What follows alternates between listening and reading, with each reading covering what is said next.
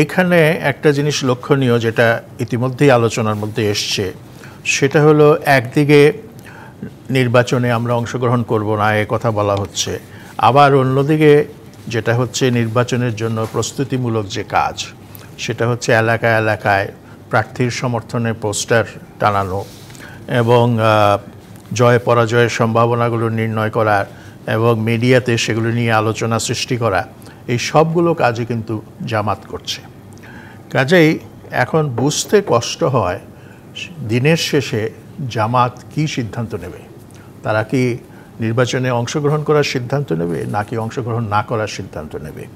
এবং এইরকম একটা অবস্থা, এইরকম একটা যে দোলাচল চলছে, এটার কারণেই বিএনপি মনে করছে যে এইখানে আগামী নির্বাচনকে ঘিরে একটা বড় ধরনের চ্যালেঞ্জ রয়েছে। এখন চ্যালেঞ্জটা হচ্ছে রাজনীতির কৌশল ব্যবহার করেই কিভাবে বিএনপি একটা বড় দল হিসেবে অন্য দলগুলোকে একেবারে আন্তরিকভাবে নির্বাচনে অংশগ্রহণের জন্য এগিয়ে আসতে পারে, সেইটা কিভাবে তারা করবে সেই সম্পর্কে চিন্তাভাবনা করা। আমার ব্যক্তিগত ধারণা, এই দেশের রাজনৈতিক দলগুলো শেষ বিচারে কিন্তু নির্বাচনমুখী, এবং নির্বাচনের দিনক্ষণ সব যদি নিশ্চিত হয়ে যায় এবং নির্বাচনের শিডিউল যদি ঘোষণা করা হয়, তাহলে এরা অনেকেই হয়তো তাদের বর্তমান যে অবস্থান, সেই অবস্থান তারা পাল্টাতে পারে।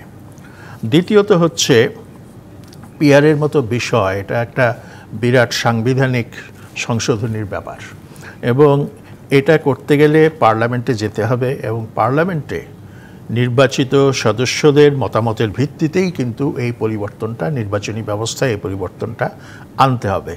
তার আগে অন্য কোনো কৌশলে বা অন্য কোনো কায়দায় এই পরিবর্তন আনা সম্ভব নয়। এখানে একটু বলে রাখা প্রয়োজন, পিআর সিস্টেমে যদি আমাদের দেশে নির্বাচন হয়, তাহলে একটা দারুণ অস্থিরতার সৃষ্টি হবে।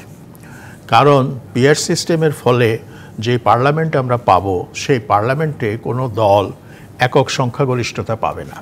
ফলে তাদেরকে অন্য দলের সঙ্গে অ্যালায়েন্স করে সরকার গঠন করতে হবে, এবং সেইখানে দেখা যাবে যে অ্যালায়েন্সের মধ্যে বা কোয়ালিশনের মধ্যে ছোট দলও আছে, বড় দলও আছে, এবং সেইখানে অনেক সময় দেখা যাবে শুধু সরকার টিকিয়ে রাখার জন্য এই ছোট দলের চাপের কাছে বড় দলকে আত্মসমর্পণ করতে হবে। সেই সম্ভাবনা কি বিএনপির মতন রাজনৈতিক দলের পক্ষে ক্ষেত্রেও আপনি দেখতে পাচ্ছেন?